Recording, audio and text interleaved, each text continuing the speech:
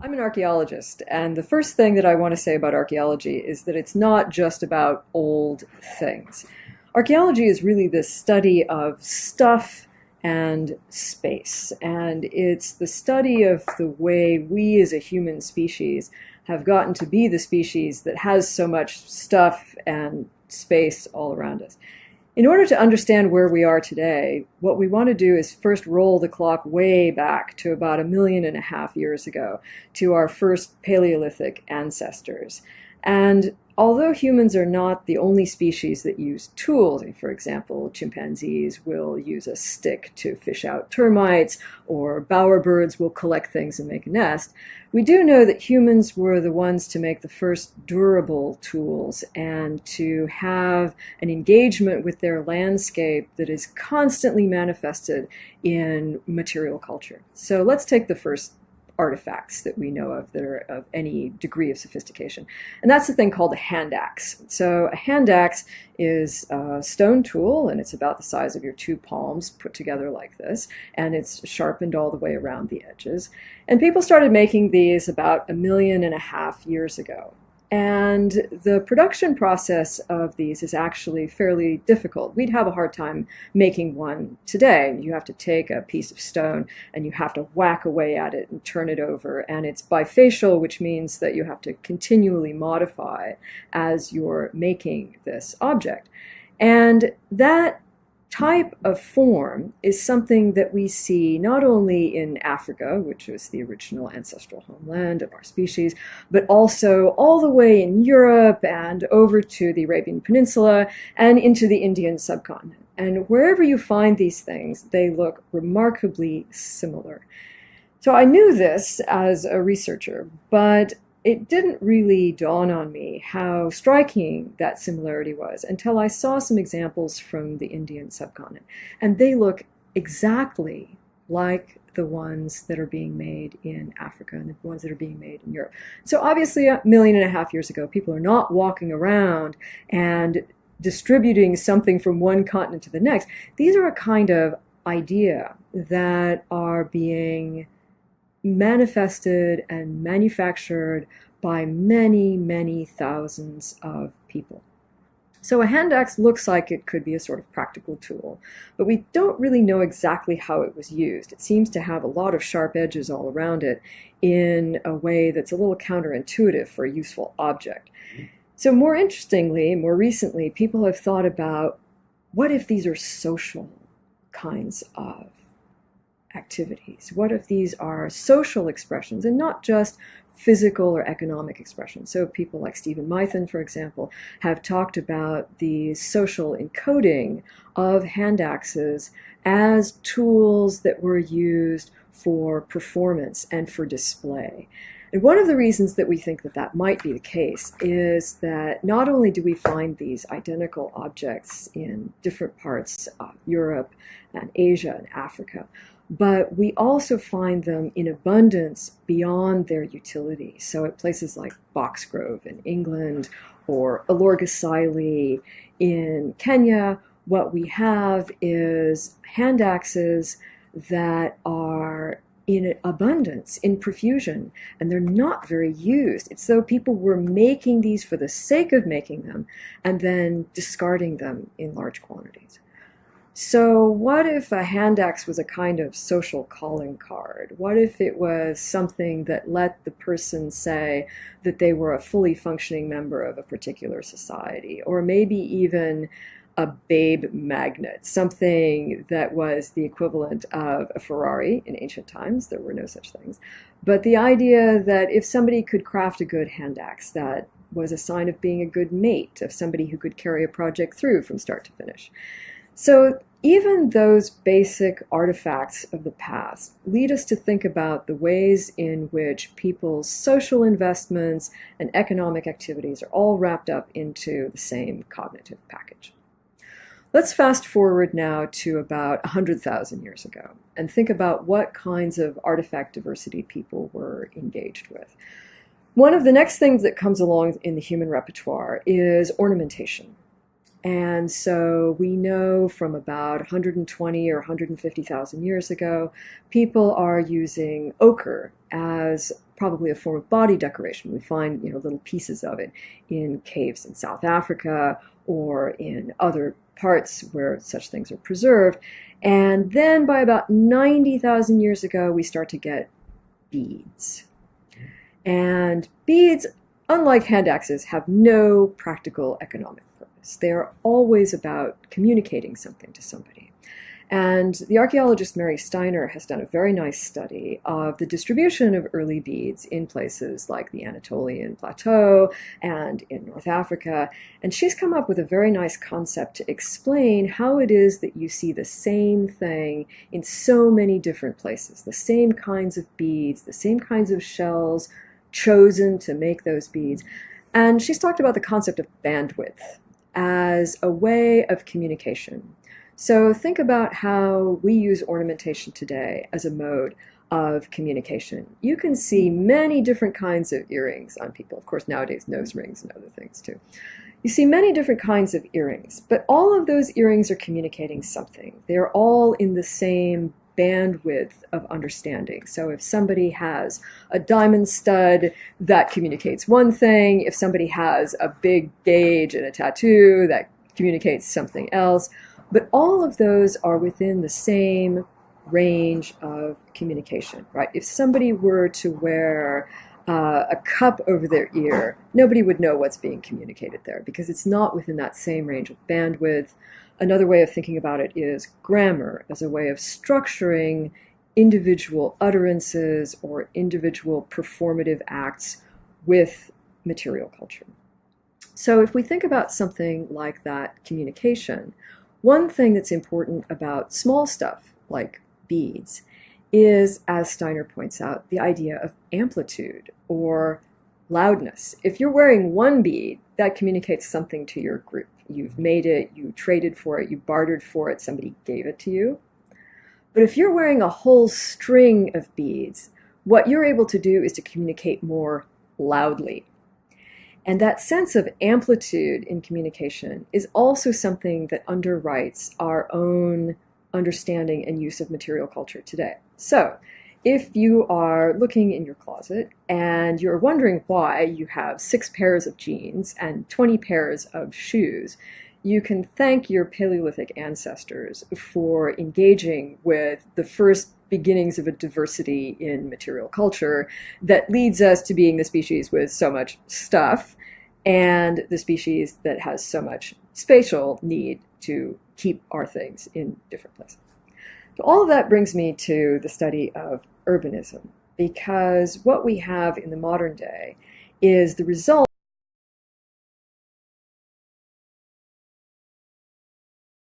of this long trajectory of human interactions with stuff and with space in increasingly complicated ways, with increasing amplitude or loudness of communication that has led to the urban form, not only as we know it now, but as it was originally invented.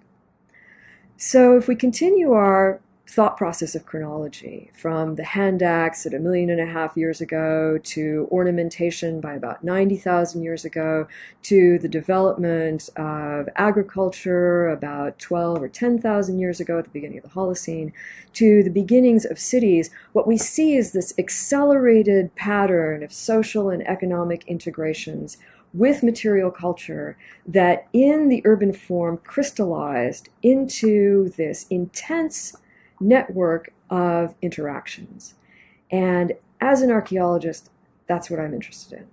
What was that tipping point between a perfectly reasonable small-scale village life to increased interactions in cities that are really a very counterintuitive social creation? Because what is it that you do when you get into a city? You give up control over a lot of things. You give up control over who your neighbors are. All of us who live in cities have this experience. You give up control over your food resources. In a village, you know where your next meal is coming from. The field is there, the cow is there, the chickens are running around back. But in a city, you really don't know where your next meal is coming from.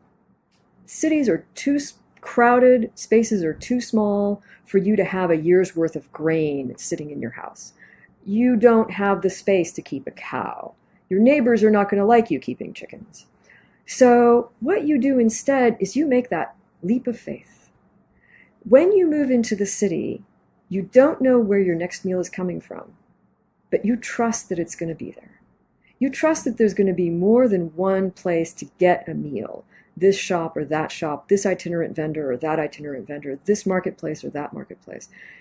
And where they get their stuff is of no concern to you whatsoever. Where that vendor gets her bananas, you don't know and you don't care. Where that sandwich was made, where the bread baker lived, you don't care. It doesn't matter to you. And that is the leap of faith that is all about urbanism. And not only is that leap of faith something that we saw once in a dusty plain in Mesopotamia where the first city started 6,000 years ago, but we see the same patterns over and over and over again. So as an archaeologist, I can tell you that no matter where you see cities, ancient, modern, in between, they are remarkably similar in their outlines.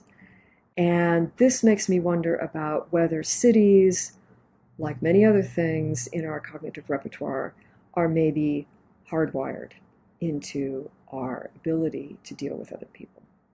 Because cities are very young in the human historical repertoire.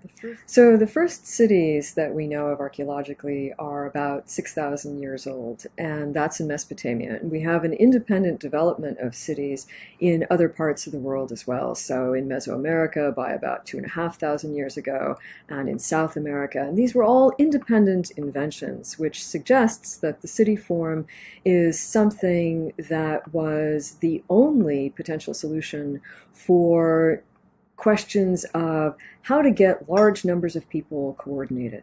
So the sense of potential hardwiring for urbanism at once does two things for us. And first of all, it makes us a little nervous, maybe, that humans are not as creative as we thought they were. But secondly, it really fits in with a long-term trajectory of how people deal with material culture. So that the making of objects is something that enabled people to communicate in circumstances of developing linguistic capacity. And then when you had larger groups of people moving around the landscape, the idea of ornamentation came up independently in so many areas as ways of enabling people to assess each other even at a distance. And then as populations became more concentrated, probably as a result of other changes happening in the Holocene, where you have areas that are becoming drier, so populations are getting funneled into areas that are shrinking in size, a classic example being the Nile Valley, that the Sahara used to be green and lush, which it certainly is no longer, and that you had people then kind of getting narrowed into the Nile Valley, where you had them come up with the same solution. Either they were going to fight over everything all the time, or they were going to stay put and grow food. So as that process of concentration mixed now with senses of opportunity, as people are capitalizing on interactions within an urban realm to experiment a little bit more with the kinds of objects that they're making, to grow that bandwidth a little bit more, to engage in entrepreneurship, to engage in new forms of communication, to have opportunities that occur when you have the synergy of large groups of people coming together. That happened over and over and over again.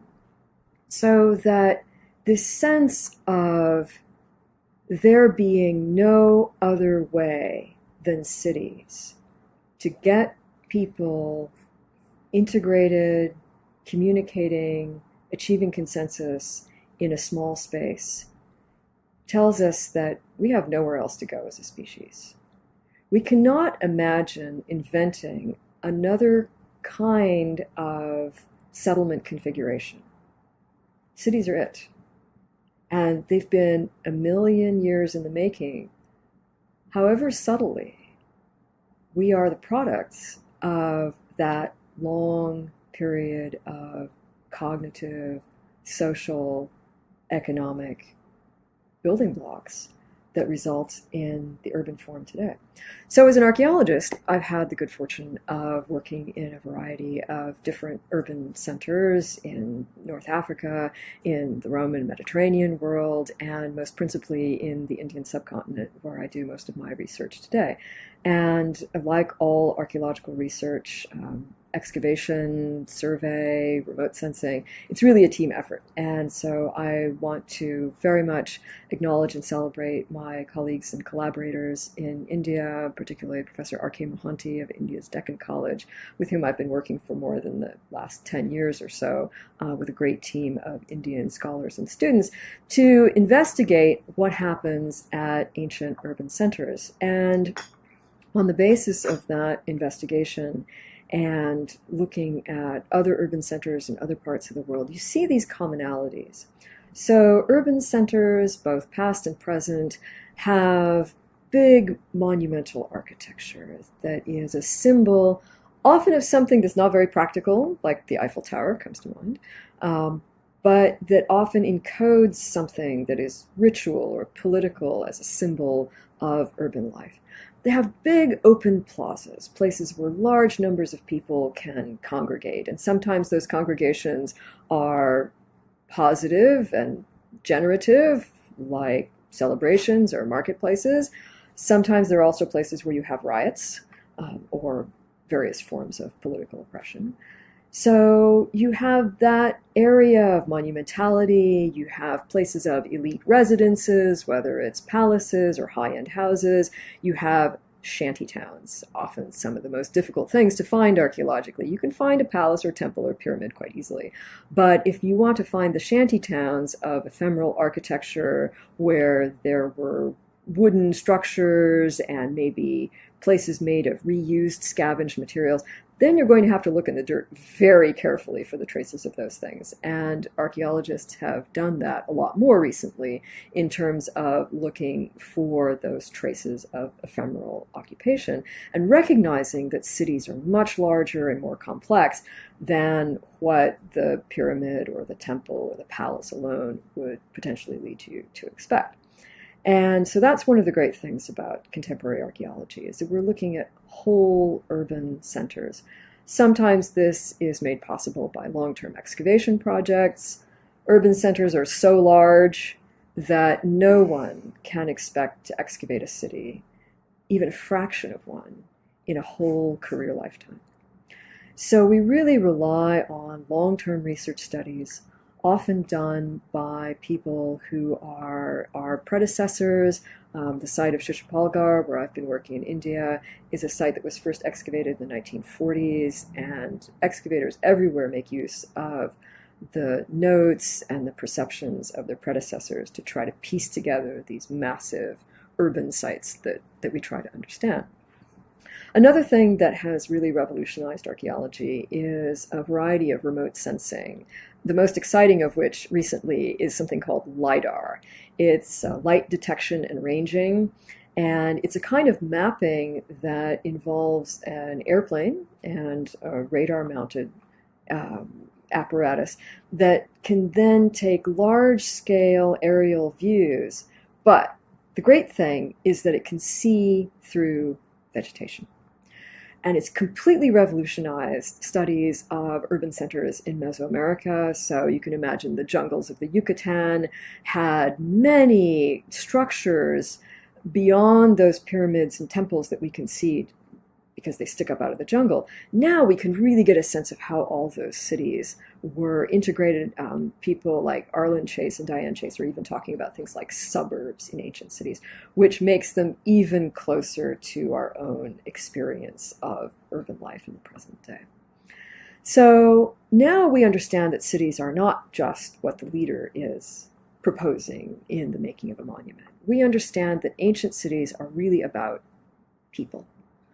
Large numbers of people, that the synergy of an ancient city, just like the synergy of a modern city, is about the meeting, the interaction, the conflicts, and ultimately the consensus of large numbers of unrelated people focusing in on a physical space, accompanied by a lot of stuff, in order to result in a living situation that is much more exciting, much more dynamic, and much more integrated than the rural life that came before. Right. You know, archaeology is the best discipline there is because it's a little bit of everything. We have, in some cases, ancient texts that come in from the humanities side that describe what it's like to live in an ancient city. We have, for example, Roman writers who complain in ways that sound very familiar. They complain about the traffic in the streets being too loud to sleep at night. They complain about filth as you walk through the alleyways. We have, from the social science side, we have these broad generalizing paradigms that enable us to think about commonalities and contrasts from one place to the next. And then, of course, the thing that people often hear about in archaeology and new discoveries, the science side of it, in which we are inveterate borrowers. We are always looking to see, how do geologists look under the ground? We are always looking to see, how do geneticists take material from dog teeth or rat bones or human skeletons to understand patterns of migration. We are always looking to chemists to see about how we can take a potsherd and find out what it was that was stuck to the inside of it. So archaeologists are always borrowing from all of these different disciplines, and I think that archaeologists are ideally positioned to write the human story because we have these interconnected threads.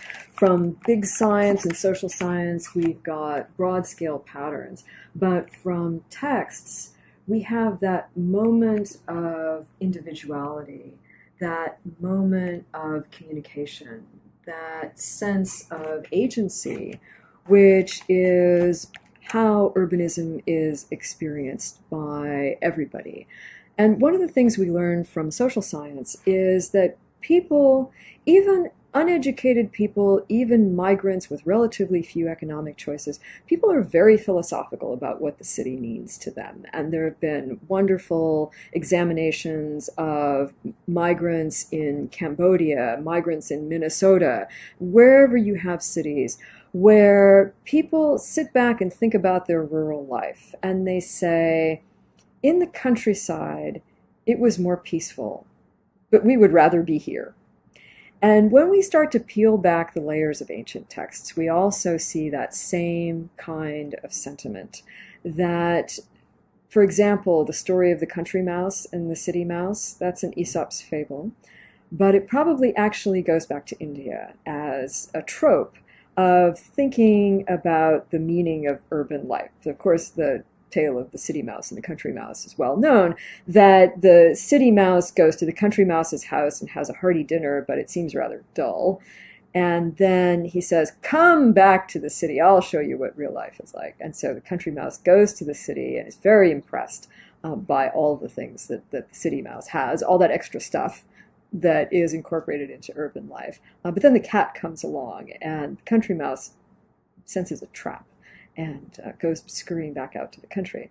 Most of those fables extolling the virtues of country life are actually written by city people on their brief holidays, because once they get back out to the rural setting, they miss the excitement of urban life. And we can see that in ancient texts over and over and over again. We see in art the celebration of that dynamism of urban life. We see in poetry, we see in political treatises. Where are the rulers? They are not off living in the countryside. They are living right in the palace, in the center of town. So cities are this synergistic place of heightened interaction, so that our phrase, bright lights, big city, is not something that is uniquely confined to the modern day. It's something that we can really see in urban settlements, past and present, wherever we find it. The idea of cities as places where individuals can experience a transformation. Now, that transformation is not always objectively good. After all, cities are bad for your health. They are crowded, they are dirty, they are polluted. They are prime places for the rapid spread of disease, and that's true not only in the modern world, as we have contemporary fears about Zika and about other types of diseases that tend to be urban focused because of large numbers of people, but that was also true in the past as well. So things like cholera are diseases that spread very rapidly in urban environments. So cities are objectively bad for your health. But once they get going, you cannot keep people out of them. And so people have a sense that their life is going to be better in the city. They have that sense of optimism of life is better in the cities, even if, objectively speaking, that's not true. And we can actually trace that in the archaeological record. So, for example, we can see at sites like there's a town called Kumbisale, an archaeologically excavated site in Africa. And we can see that over time, the rooms get smaller and smaller. So, as is the case with our own experience of urbanism, that real estate in the center of town becomes more expensive and places become smaller.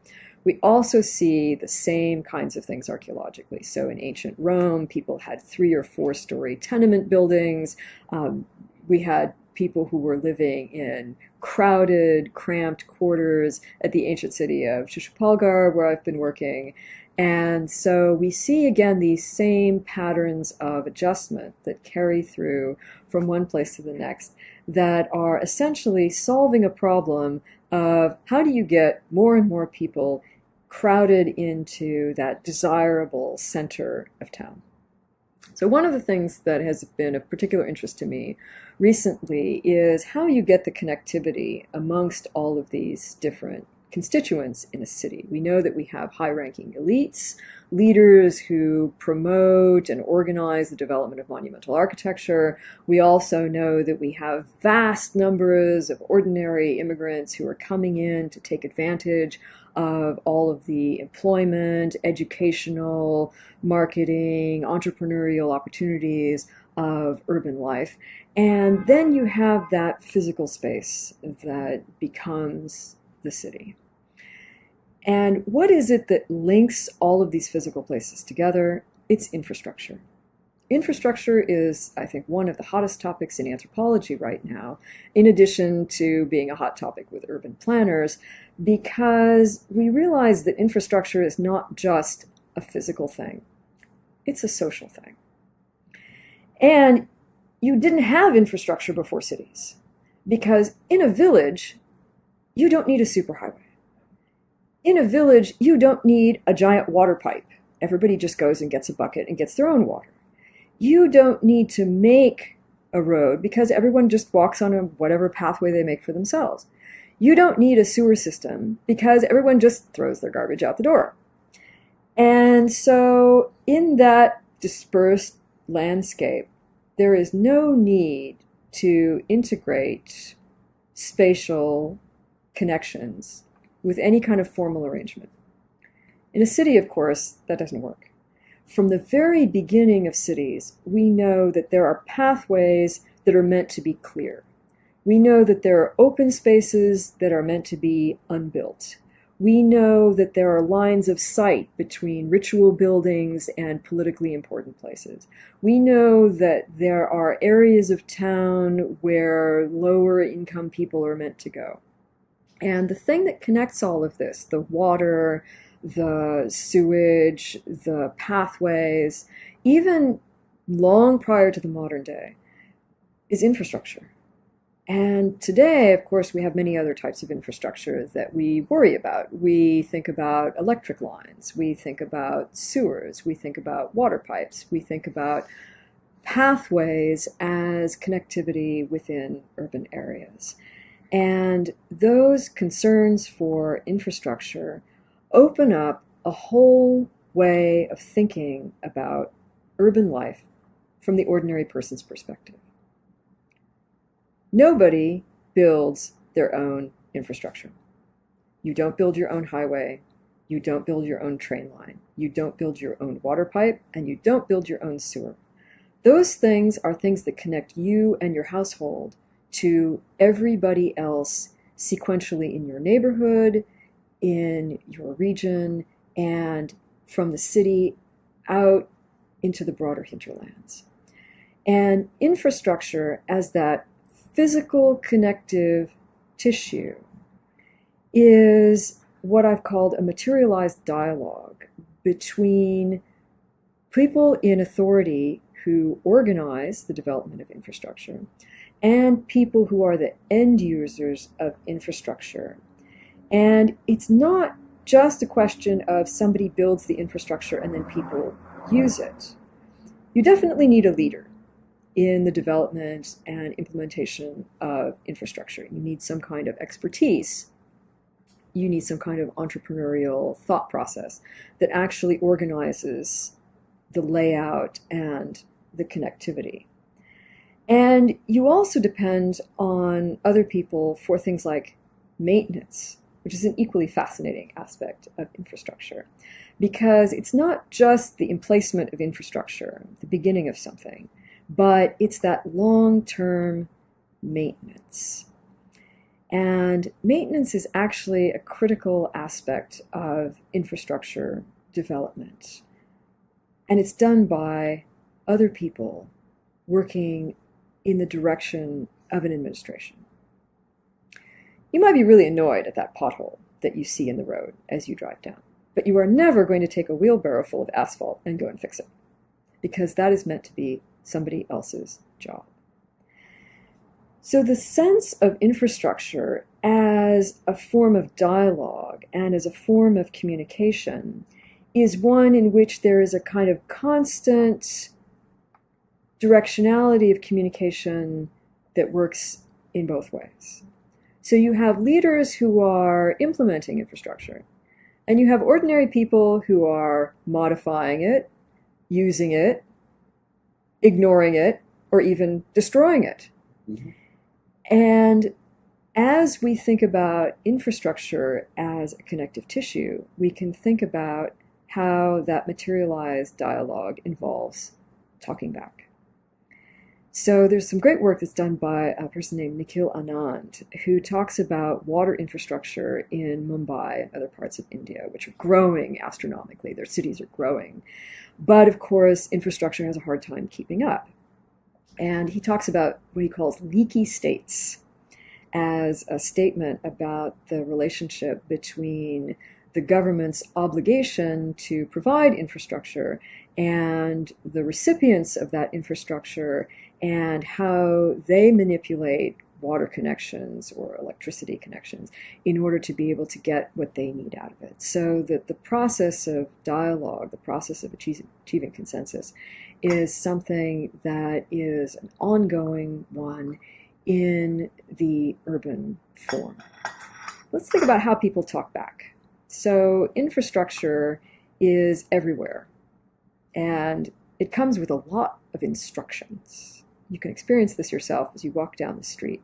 If you start to look at all the places where the city has branded itself, the manhole covers, the light posts, the bus stops, the subway entrances, the parking places, the parking meters, all of a sudden you start to see lots of instructions everywhere. And we're a very text-based society, so these instructions are actually written out for us. Don't park here, or 11 to 2, the street cleaning Thursdays, don't sit here, loading zone only. There's a lot of instructions that are involved in infrastructure. And how do people talk back? They put graffiti on public property. They dump their household trash into park areas where they shouldn't do that. They use open spaces for illicit activities at night when the authorities are not looking. So that the development of infrastructure is not just something that's implanted and envisioned by authorities, it is also utilized in creative and unforeseen ways by residents. Okay, how do we see this in the archaeological record? How do we see that sense of dialogue, of contention, of making consensus through the dialogue between expert knowledge and end users? And how do we see this dialogue in infrastructure through those three aspects of the humanities, the social sciences, and the science? So let me give you some archaeological examples. So if we think about how we get at it through the science of archaeology. How do we understand the ways that people move around a city, the things that we really want to know about ancient urban life, about communication, about interaction, and then things like song and dance and debate and dialogue are only rarely captured in textual form. So we need to get creative. And one of the most creative and interesting things that I've seen about this use of infrastructure was done by an archaeologist named Scott Branting at the site of Kirkenes, which is in Turkey, and it's from the first millennium BC. And at Kirkenes, we have a great idea of the whole layout of the city because it was occupied for only a relatively short amount of time, and we can see all the different sizes of pathways and roads. And in the course of excavation, Scott Branting went and looked at the layers of the streets because, as we know, streets sort of accumulate little layers and lenses of dirt and dust. And he went and took a thin section of that, mounted it on a slide, looked at it under a microscope. And his question was, how do we know which pathways were more frequently used than others? And he looked at the particles of dust to see which pathways had more rounded particles from the effect of so many feet walking over them in the course of urban life.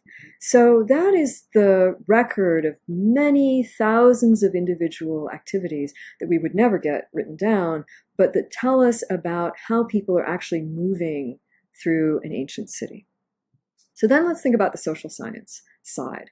And in the excavations at the ancient city of Shishapalgarh, working with colleagues and team members, we cited one of our first excavations in an area that was adjacent to the excavations of the 1940s and where we anticipated a long street that was going out to the major monumental gateway of the site.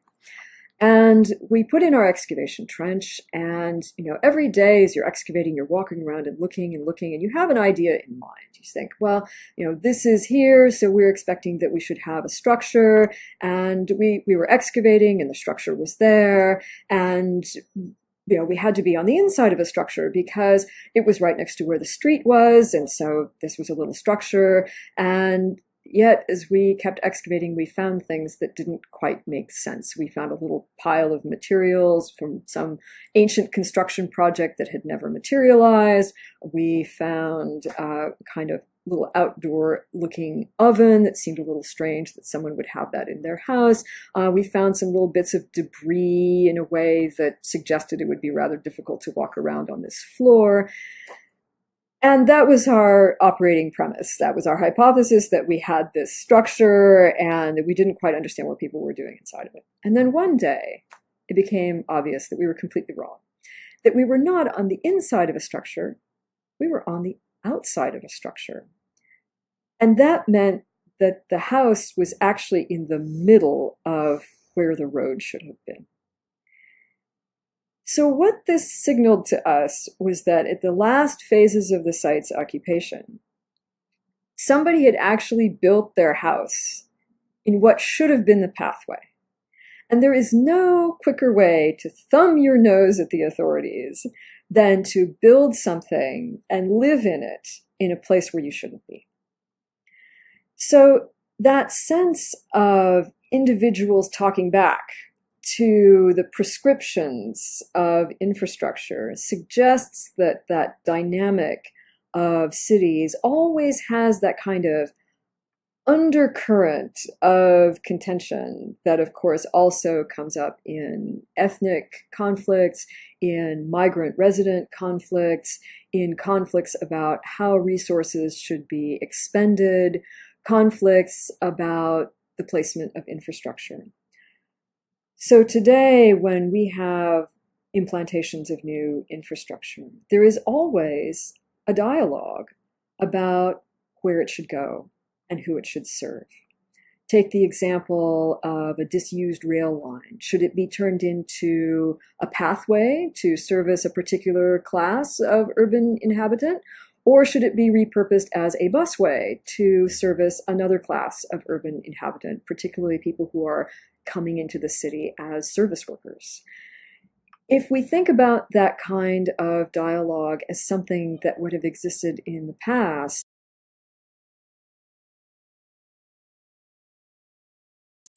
it really enlivens our sense of urban centers as a purposeful, agentive, deliberate selection of activities on the part of those mass quantities of ordinary inhabitants. So archaeologists always knew why leaders were found in cities.